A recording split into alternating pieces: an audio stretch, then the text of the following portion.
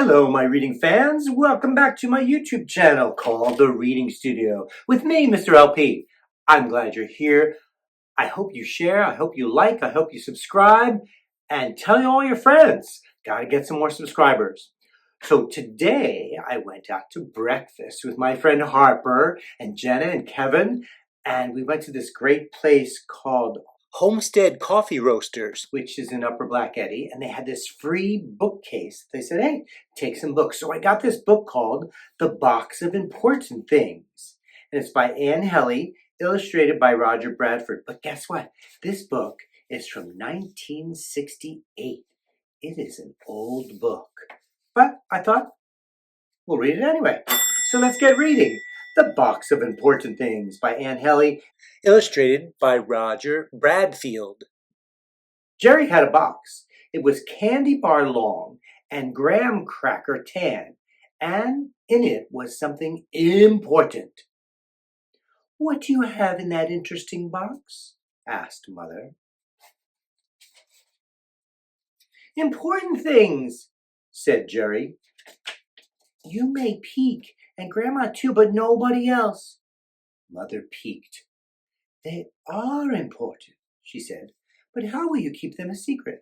This way, Jerry said. He smiled a small, shy smile.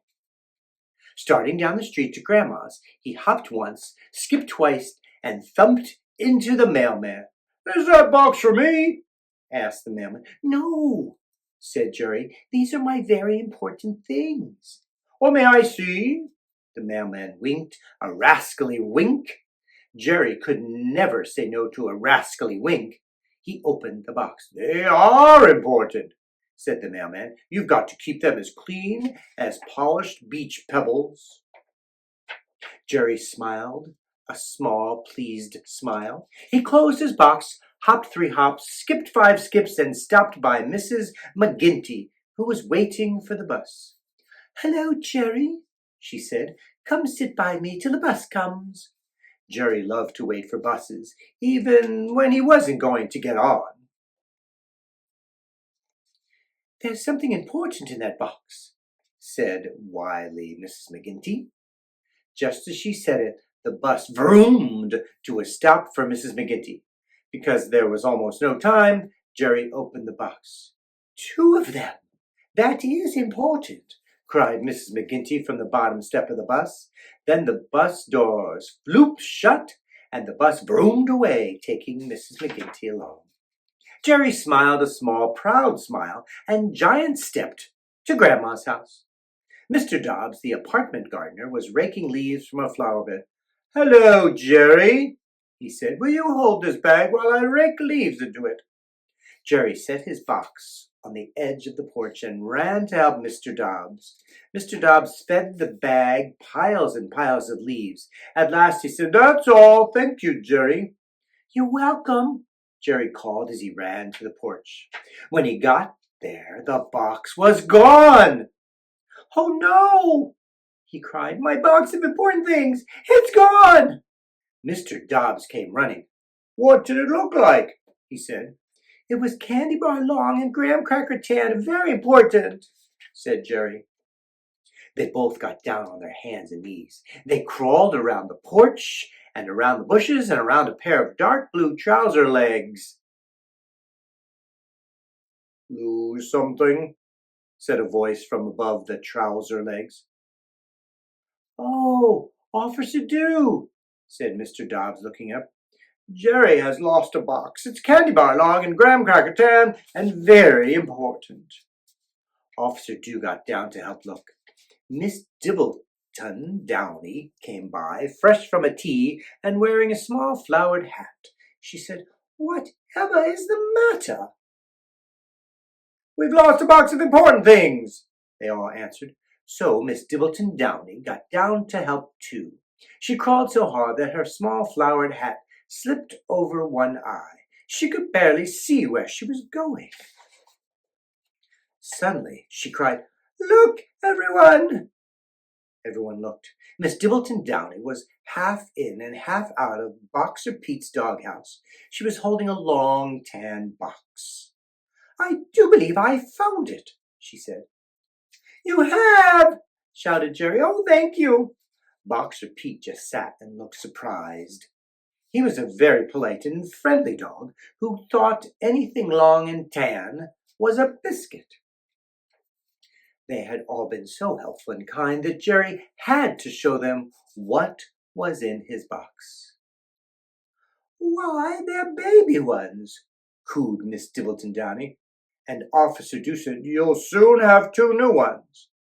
And Mr. Dobbs added, "They'll sparkle like these because you know how to take care of them." And Boxer Pete said, "Woof." Jerry was smiling a big, pleased, proud smile when Grandma opened her door. "You have a surprise," she said happily. "Is it a secret surprise?" "Not any more," said Jerry. He told Grandma about the rascally mailman and the bus-busy Miss McGinty. He told her about Mr. Dobbs and Officer Dew and Miss Dibbleton Downy, all hunting because Boxer Pete thought the box was a biscuit. Then he opened the box. "They are important," said Grandma. "I'm glad you shared them with all your friends." "And with Boxer Pete," said Jerry, smiling such a wide smile that they both laughed and laughed.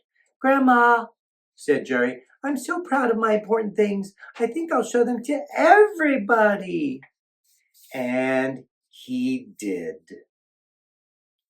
That's Jerry's box. And the book is The Box of Important Things. And right here on my table, I have my box of important things, and I call them my memory box. And you too can make a memory box, and it's great for writing and telling stories.